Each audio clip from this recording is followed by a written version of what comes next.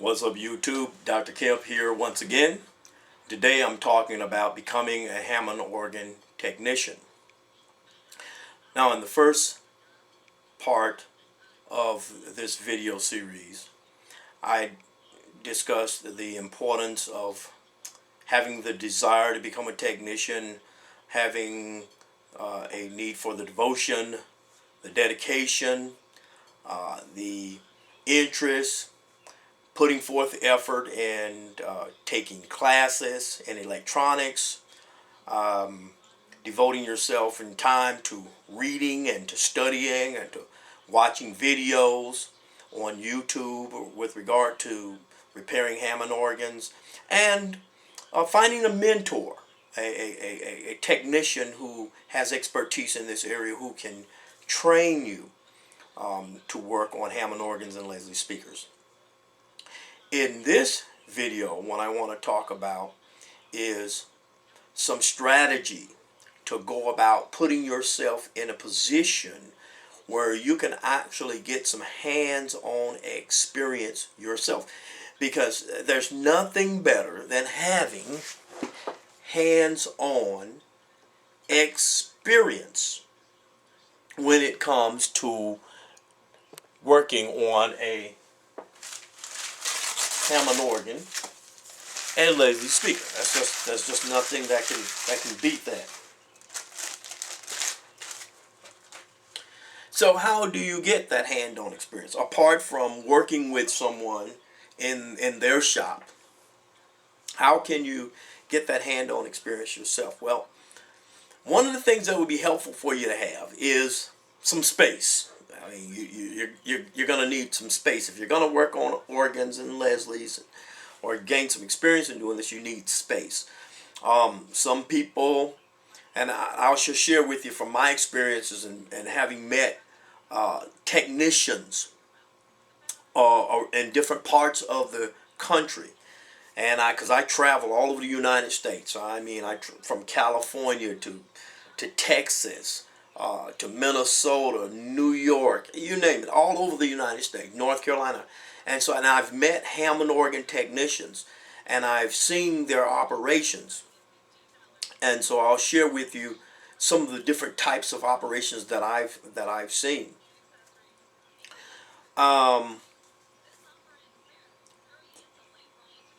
The most elaborate Hammond operation I've seen was down in Florida. Down in Keyboard World. Of course, that's a store. I mean, there's a Huss. Jim Huss has a Hammond organ store. I mean, it's a wonderful place. And he has a technician there that works in that has a room, an area where he works on Hammond organs. But most people that work on Hammond organs are not at that level. They don't have that type of space. The majority of technicians that I know work out of their home, somewhere in their home, out of their home. One of the most prominent technicians that I know in the Midwest works out of his garage. He has converted his garage into his shop. And he's built a room inside the garage for his office. And that's where and he's an expert. He's excellent at repairing and refurbishing Hammond organ. In fact, he's Prince's technician. You know Prince, Purple Rain? So he works out of his home, out of his garage. The first technician that I met, Hammond organ technician that I ever met, was down in El Paso, Texas. He worked out of he had a porch. It was like, I don't want to say a vestibule, but it was like it was a walk-in. You walk into the front of his house, and it was a screened-in porch or a walled-in porch. And that's where he worked. He worked in that area. And then you would walk on into his living room, and he had Hammond organs sitting in the living room. That was another model. Another person that whose place I visited down in Nashville, Tennessee, two guys there. One guy had his setup in his garage. He had a beautiful, nice, clean shop in his garage. And then he kept his organs inside in the kitchen. So the organs were sitting in the kitchen. Living room was reserved for seating, but the organs, his showroom was in his kitchen. Another fellow had used his basement. His basement was devoted to his Hammond organ business. He had a workshop down there and where he did woodwork. He had an area where he did woodwork, wood finishing.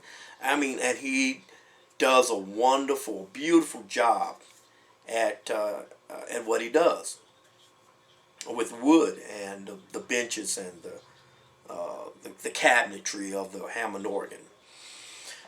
Another person that I know out here in the Midwest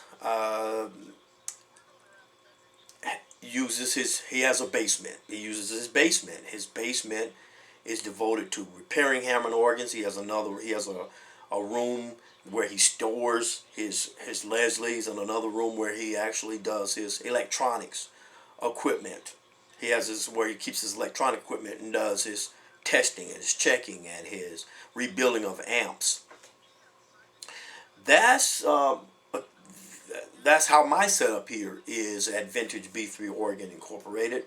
I have a large basement, and I have two rooms that are devoted to Hammond organ repair. I have a main room where I put my organs and I work on the Hammond organs in that room. And then this room that you see here, which is, I call it the shop. The shop, and this is, I'll show you. I'll show you the shop. I'll show you this part of the shop. Let me turn the camera around here. I have a video on YouTube that has a tour. You can see I have shelves with parts on it here. Those are motors, and those are upper drivers and V21s. There's some single motors. I have cleaning products. I have amplifiers over here. Test equipment back here. Okay. Station here for building motors. This is my son's station right there. And of course, my station here.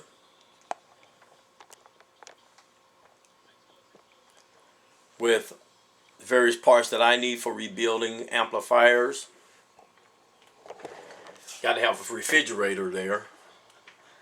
And then I have a bench here with amplifiers that need to be repaired. I got plenty of work to do. Got some things back here. Back there to work on. I got clocks. And I got a bunch of boxes. See those boxes back there? Those are for when I sell things on eBay. So I got packing material. I'll show you this. So I got another one table down here with amplifiers on it and different levels of repair. Couple of shelves there. There's 3 shelves with amps to be rebuilt. And then I have another room, as I said, that has the organs in it. Okay, I need to spin this around. Okay. Now, then I have organs in store as well. I have storage facilities that I rent, and a storage area that I own that have organs that are ready. I have organs that are ready to be placed in a church or to be purchased. as well as organs in storage that are in need of repair. They need to be rebuilt. Okay, so I have both. So you need some space. If you're going to do this kind of work, you certainly need some space to be able to work in. That's the first thing I wanted to say. Now, what are some other practical things? Well, how do you go about getting the things to work on? I mean, all of these amps that I have here, well, you need resources. You need money. Stuff costs money. I mean, to buy all these parts and this equipment and test equipment. I mean, just one of these flukes here. I mean, now you don't have to buy something as expensive as this. And you can go to Lowe's or Walmart and buy you a nice multimeter that does what I use this thing for $20 or so. You don't have to spend $400 on an expensive fluke, but whatever.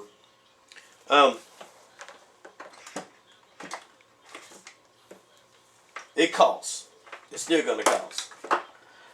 I make good use of eBay. I bought that fluke off eBay. I bought a lot of stuff. I buy a lot of stuff off of eBay. I use eBay.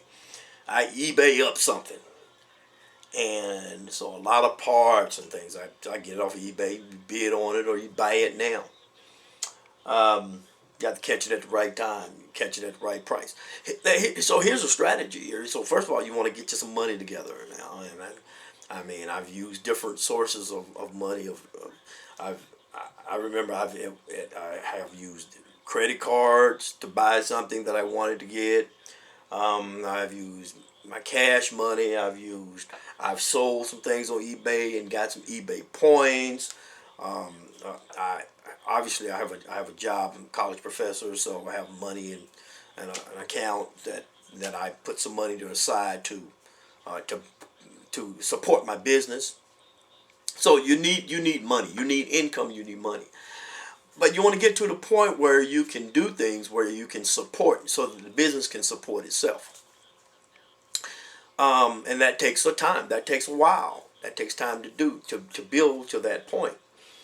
Now, one of the ways to do that is get on eBay, find an amplifier. And this is how you develop yourself as a technician. You find an amplifier and try to spend no more than $150 to $175 on that amplifier. You get your 122 or 147 if you can find one, or Leslie 47 for less than $200. Put some money to the side now. Save some money so that you can be able to do this. And buy you an amplifier for under $200. And get it, and then fix it. Before I had all of these cabinets here, and you can buy these. You can buy these things at hardware stores and so forth. But before I had all of these bins with parts in them, I'd go to Radio Shack and find resistors to repair my amplifiers at the beginning, years and years ago. I get resistors from wherever I could find them until I hooked up with Mauser. The thing about Mauser Electronics is that you don't have to have a business license. I have a business license, so I can buy things through wholesale, and I'm recognized by the state here in Missouri, state of Missouri. But you can go through this company here, Mauser, and you look at this thick book. You can buy anything in this book, in this catalog, that you want to buy. And you can use theirs again, eBay. eBay has resistors and capacitors. So this is why it's helpful for you to have taken a class so you understand what those things are and know what to look for. But you can order from Mauser. If you go on eBay and you look me up, Dr. Kemp, on eBay, and Hammond dock, and you find my eBay site. There's something that I sell on there, how to boost your Hammond organ. Some steps, 12 steps to boosting your Hammond organ, the Hammond organ volume. If you buy that, that's $12 that I sell on eBay. If you purchase that document, it's a document that I developed, that I created. You buy that, it has a tremendous amount of information in it about resources and links and places that you can go to get virtually anything that you need with regard to working on organs and Leslie speakers. So buy that document and read it. It's several, it's about up to 9 pages long now. So read that document. It will help you tremendously. I have videos posted in there. I have websites posted in there. I have names. I have phone numbers, addresses, people that you need to contact to get things that you need. People who to talk to. I'll tell you in that manuscript who at Mauser you want to talk to. I mean, there's a number of great people there that work there, but there's one person in particular that I have found to be most helpful to me over time, and this individual still is there. I just talked to the person just a couple of weeks ago, and so you want to get that document and find out who that is, and be able to call and get help. They have wonderful technicians at Mauser Electronics as well. So you want to buy an amp, and you want to get the parts that you need to repair that amp. And hopefully you'll get an amp that is not overly costly for you to repair. In other words, that you don't have to put in new transformers. That'll work. But you want to get one and that you can build yourself, build on your own, and then take it. If you don't have an organ, let's assume you don't have an organ, or you don't have a Leslie speaker, but you have an amplifier that you've repaired, and you can take it to someone that has an organ, and hopefully if you have a 122, you can take it to somebody that has a 122 system, or if it's 147, you can take it to somebody that has a 147, or to the tech, and you can test it out with you need to try it out, okay, and make sure it works. And in my document, I tell you how to get whatever you need, like tubes and so forth. You can get those. You can get tubes off of eBay as well. Anyway, once you try it out, then you can put that amplifier on eBay. Put it up for sale. Now it's a refurbished amplifier. Hopefully you can come close to doubling your money. If you put $200, $250 into the amplifier, hopefully you can get $400 or so out of the amplifier. If it's a good one, you clean it, it looks good, you got tubes in it, maybe somebody will give you $350, $400 maybe on it. So, but you're going to try to get money, you're going to try to get what you put into it, plus make some money off of it. Now you may need to do that a few times to accumulate some profit. Okay? Buy something, fix it, sell it, turn it over, till you get to the point where you're going to look for either a full, you have enough money set aside where you can buy a full Leslie speaker system. You buy the full Leslie speaker system and refurbish that.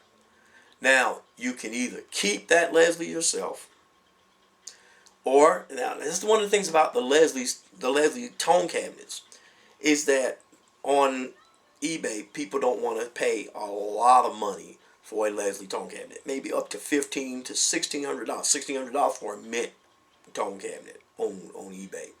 So if you spend, say, $1,000 to buy one off of eBay, or $1,100 or $1,200, and then turn around and try to sell it, you're probably not going to make much doing that, because, as I said, mint Leslie on eBay can go easily, for $1,500, and they try to keep them under. People try to keep them under $1,600 for a mint condition Leslie. So what you may have to do is find a cabinet, empty cabinet, and refurbish that cabinet. I've done that plenty of times. Found myself an old beat up cabinet and just get the woodwork on it. Bought the chemicals necessary to and the sander, and sand that wood down, make it real smooth, and then if you can do the varnish and make it look good, and then buy the parts that go in it and sell it and make some money off it. That might work. Other thing I've done is I've painted it. I have a cabinet right now in my other room. It's a black. It's a ebony cabinet. The way it came out, the way it turned out in terms of the wood, it wasn't gonna look good in its natural grain. At least given my level of proficiency in working with wood. Now, maybe if I had taken it to this guy that we have here in the Kansas City area who's a professional, I mean, he takes something that looks bad to me and makes it look professional. He makes it look good. I had a Leslie that I had that had a scratch on it. It had a gorge on the front of it, and it was I had bought it that way, and I thought that I could take it and sand it out, and I just had a terrible time trying to make that thing even on the front, and I couldn't do it. I didn't have the skills. I just didn't have the skill set, so I took it to the professional wood guy in Kansas City, and I'm telling you, it cost me a lot of money. It cost me a lot of money. But he made that cabinet look just so fresh and new. I mean, you have to know that there was a particular gorge in that particular area for you to be able to recognize it. And after I got my cabinet back, I was like, I'm never gonna sell this cabinet. This cabinet is never gonna be for sale. So it's not. I still have it because I spent so much money, not only in buying the cabinet to begin with, but also in getting the cabinet refinished. So I spent too much money in it to get my money out of it. So I'm keeping that cabinet, but it's so beautiful. So you might want to do some things like that, or you might want to paint it with hand paint or spray paint, and then finish it up, put it all together, and sell it if you can make a profit off of it. The bottom line is you want to buy things low, buy low, and sell as high as possible to get money, so that eventually you can begin to buy the things that you want to buy. You want to buy a mint condition or a high quality Leslie cabinet, and you want to be able to buy an organ. You might start off with an A100, for example. Last summer, a guy had an A100 for $500, and I, boom, buy it now, $500, A100. I bought it, and went and picked it up. With an A100, you can pick it up in a truck. All you need is a pickup truck. You can go with a pickup truck. I have a trailer and all that stuff, and truck and trailer. But you can take a pickup truck, go pick up an A100, bring it home, go through it, clean it up. That's how I got started, actually. I bought a C2. So that's one of the things. You can buy a C2 because those are usually lower costs. You can buy A100. Those are going to be lower costs. I'd say stay away from the CVs because that's a different amplifier, preamp than the C2s and the B2s and the C3s and the B3. You stay away from the CVs, okay?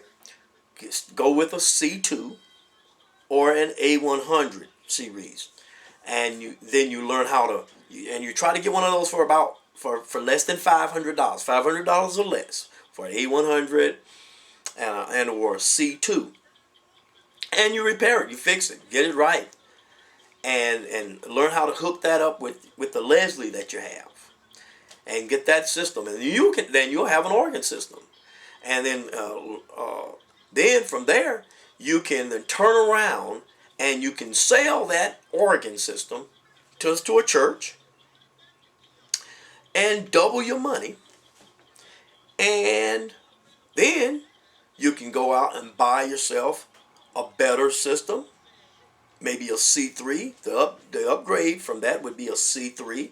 A C3 is going to still be less than a B3, buy yourself a C3, refurbish it with a Leslie, and then go on with, you can keep that system, or if you want to go with a B3, sell that C3 system and buy yourself a B3, which is going to cost more money. But here again, we're talking about eBay, but you're going to need to evaluate things. You're going to need to know how to find good organs if you're going to get it off of eBay.